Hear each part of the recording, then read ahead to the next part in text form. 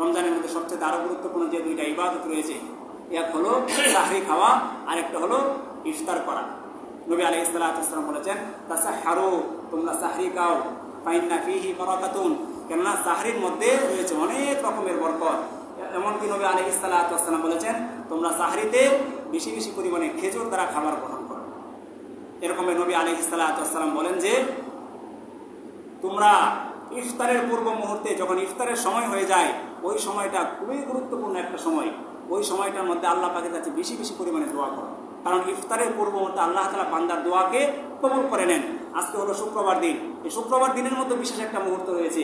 মুহাদ্দিসিন কিরাম বলেন যে, আসর থেকে নিয়ে মাগরিব পর্যন্ত এই সময়টা আল্লাহ পাকের কাছে দোয়া কবুল হয়। বান্দা যা চায় তার সেই দোয়াকে আল্লাহ তাআলা কবুল করে নেন। যদি তার উপার্জন হালাল হয়, যদি তার ঈমানটা বেদাত মুক্ত হয়, যদি তার ইবাদতটা সুন্নত মোতাবেক হয়, তাহলে আল্লাহ পাক রব্বুল আলামিন বান্দার সেই দোয়াকে কবুল করে নেন। এই জন্য মোহতারাম হাজরিন, ইফতারের পূর্ব মুহূর্তে এখন থেকে যতদিন আমরা রমজান পাইব, প্রত্যেক দিন কিছু না কিছু আল্লাহ পাকের কাছে চাইবো এবং দোয়া করব।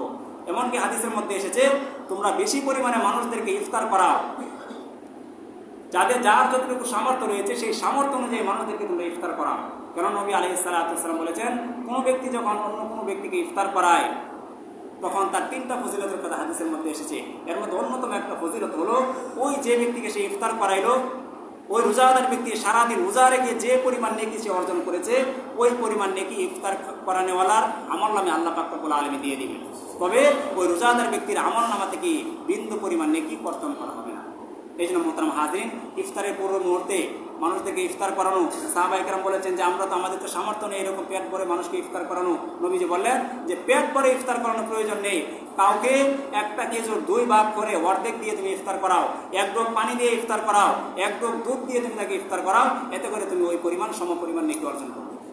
মোহতারাম হাজরিন, এই যে আমরা আলোচনা এতক্ষণ আধা ঘন্টার মধ্যে যে কথাগুলো শুনলাম, রমজানের ফজিলত, রমজান কিভাবে এসেছে, রমজানের রোজা পালন না করলে কি পরিমাণ শাস্তির সম্মুখীন হতে হবে, এই সমস্ত বিষয় থেকে আমাদের শিক্ষা নেওয়া উচিত।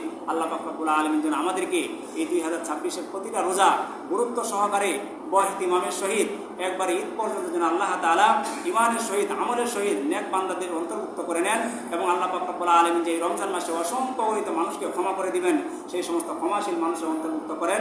এই জন্য আল্লাহ পাকের কাছে আমরা সকলে দোয়া করবো। ওয়া আখিরি দাওয়ানা আলহামদুলিল্লাহি রাব্বিল আলামিন। যারা সুন্নাত যারা